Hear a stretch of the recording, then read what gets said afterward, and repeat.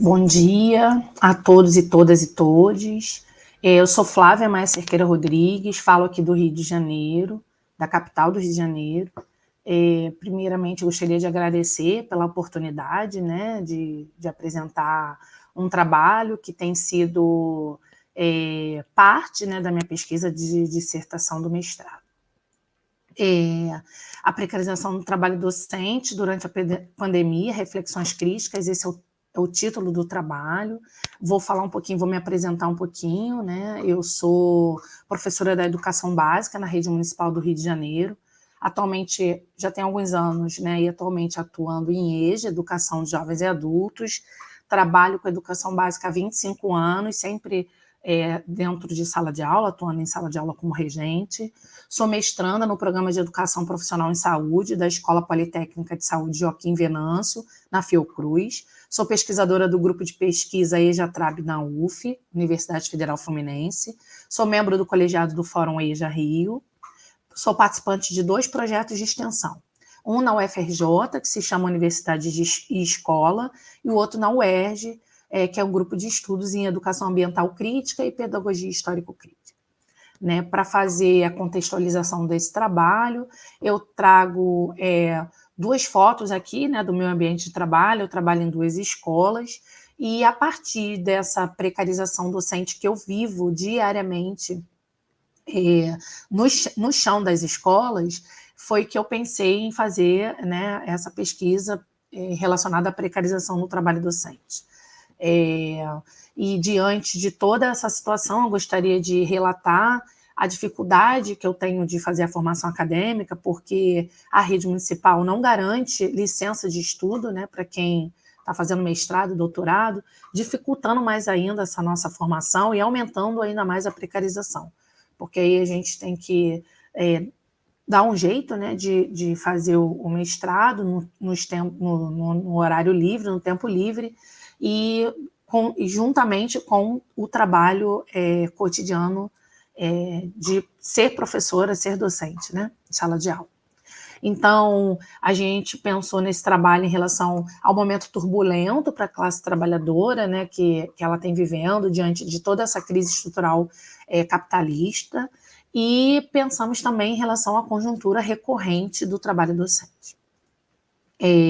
A metodologia desse trabalho se dá a partir da análise da literatura acadêmica acerca da precarização, onde a gente vai fazer uma revisão narrativa, né, que, segundo o Rotter, ela vai descrever e discutir o desenvolvimento de um determinado assunto sob o ponto de vista teórico ou conceitual.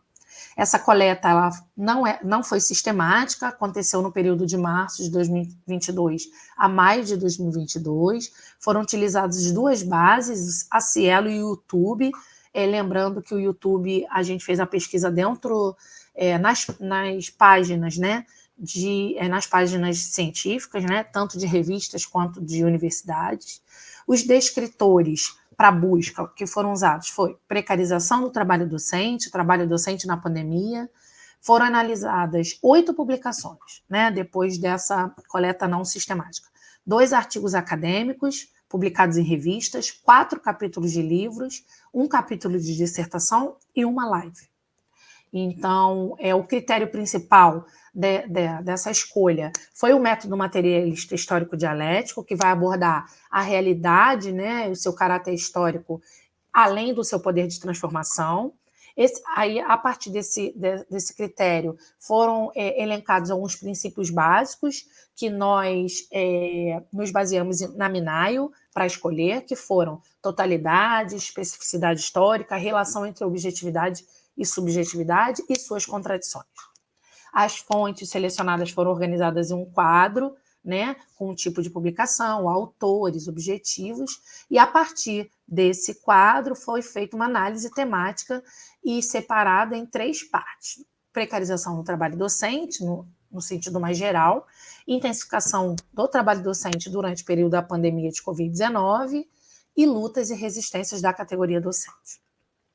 E aí a gente passa aqui para o quadro, né? Aqui nesse quadro tem os artigos com título, autoria, vou aumentar um pouquinho aqui a tela, o ano, né, a fonte, A gente organizou nesse quadro para ter o maior controle e visualização dos materiais que seriam posteriormente analisados.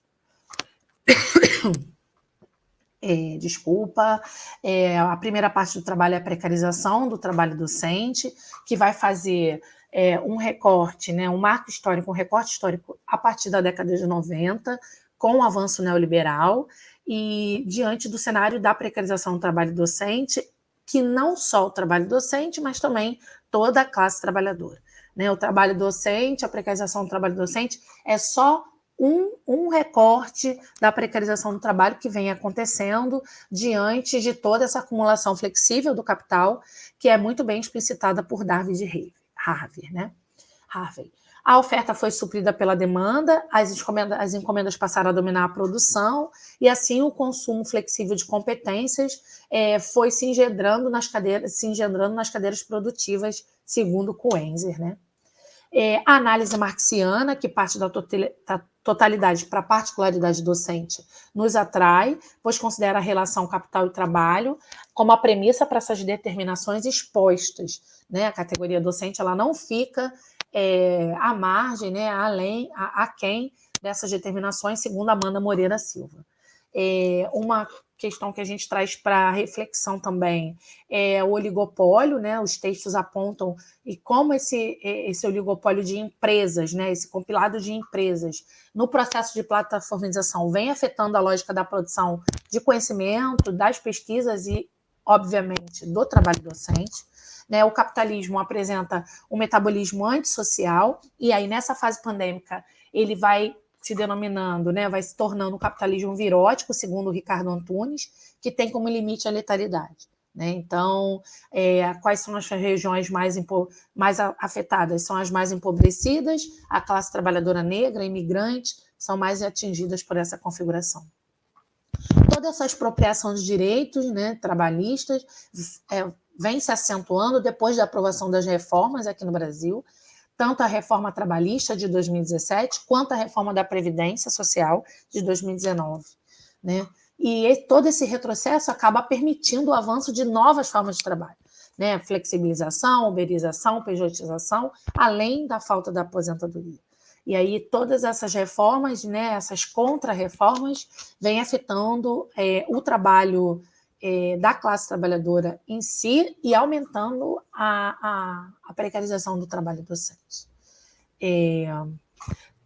Também queremos fazer um destaque, né, de como essa lógica gerencial, né, os textos trazem esse destaque da lógica gerencial empresarial, como ela entra no dia a dia das escolas, trazendo alteração nos processos pedagógicos, flexibilidade, polivalência, meritocracia. Soares nos orienta, né, nos aponta como isso vai afetando, né, política de parcerias público-privadas, programas de bonificação, eles vão afetando o dia a dia do trabalho docente. E esse trabalho docente, seja produtivo ou improdutivo, né, está diretamente ligado à interação do processo de ensino-aprendizagem, segundo Boim. Quais são as consequências objetivas, segundo Amanda Moreira Silva? As consequências objetivas são as materiais, né? Perda de parte do salário, perda do próprio emprego, né? Demissões. E as subjetivas, elas estão ligadas às situações psicossociais, que vêm acarretando danos para a saúde desse trabalhador e dessa trabalhadora docente. Segundo Coenzer, quando essa história é negada, né, quando essa história de precarização, avanço do capitalismo é negado, a categoria da totalidade também fica negada, e aí traz uma fragmentação, muito individualismo, falta de solidariedade e falta de perspectiva futura. Então, Coenzer vem apontando que é preciso analisar a prática docente numa visão mais geral da classe trabalhadora, de forma coletiva, para que a gente possa resistir aos ataques à categoria. E aí a segunda parte do trabalho, a intensificação do trabalho docente durante a pandemia, né? E aí para isso a gente traz uma problematização, né? Considerando o avanço da precarização do trabalho docente já em curso há décadas, ela se intensificou no período da pandemia, né? Se ele vem se intensificando, se todo esse avanço vem se intensificando, e aí, diante de todos os textos analisados, sim, ele tem avançado, ele não começa na pandemia, ele só avança na pandemia, né? A partir da crise estrutural do trabalho, que fica precarizado, flexibilizado, uberizado. Todo esse processo já estava em curso, né? E na última década tem esse acirramento dessas situações, quando a gente percebe a ascensão das empresas Uber e Amazon a partir da visão que elas têm em relação à extração de mais-valia, né? Segundo o Ricardo Antunes. A categoria docente vai acompanhando esse processo de mudança, né? Na configuração do trabalho, ela não fica a par dessa situação, e ela vai precisando interagir com esse trabalho cotidiano de forma a ter que se adaptar, né, a diversas atribuições novas, né, dominar as tecnologias de informação, dominar as novas estratégias pedagógicas num curto espaço de tempo. Né? Isso tudo vai alterando o cotidiano laboral dos trabalhadores e trabalhadoras docentes, segundo Pontes e Rostas. O trabalho pedagógico precisa ser interpretado como uma atividade social, segundo Silva Santos, que receba as determinações, ele recebe essas determinações políticas, ideológicas, dominantes em uma sociedade capitalista. Ele precisa ser interpretado como parte de todo esse processo. E vem trazendo muito desgaste emocional e físico, né, e adoecimentos, muitas licenças, né, da categoria docente. A última parte da nossa análise foi em relação às lutas e resistências docentes. Aos trabalhos, né, escolhidos, eles apontam, né, principalmente no que tange a retomada da categoria da praxe, segundo Coenzer, que ela precisa adquirir esse caráter revolucionário, mesmo que o senso comum se apresente conservador.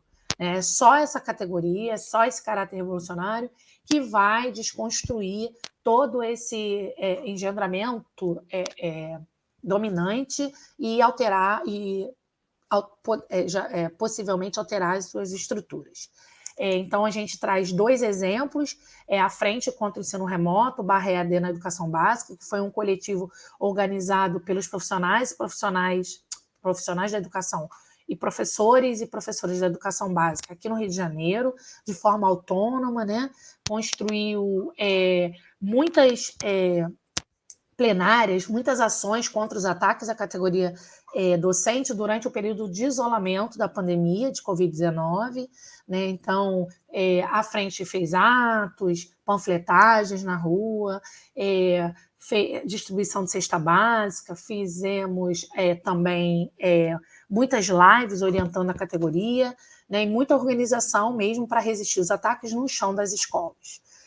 Outra possibilidade de resistência que aconteceu aqui no Rio de Janeiro, segundo os textos, foi uma greve virtual contra a não regularização dos salários dos professores e professoras das escolas privadas de Macaé, que é um município aqui no Rio de Janeiro.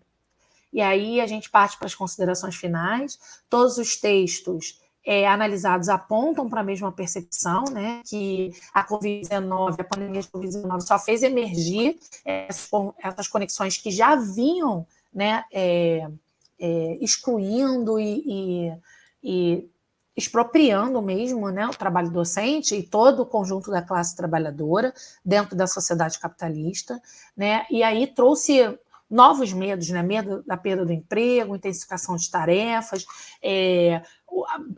custos, né, que foram pagos pelo próprio trabalhador, trabalhadora, para poder fazer o trabalho remoto, além de adoecimentos físicos, né, com doenças físicas e mentais. Ao mesmo tempo, os trabalhos apontam para o poder transformador da classe trabalhadora, né? E diz que a partir da nossa coragem, Pontes e Rostas apontam também isso, coragem, resistência, cuidado, conexão com os valores da vida, organização coletiva, para a gente poder superar esses momentos difíceis da crise estrutural do capitalismo. E aqui tem algumas referências, né? Vou terminando e agradecendo pela oportunidade, né, de poder apresentar esse trabalho aqui nesse evento tão grandioso. Muito obrigada.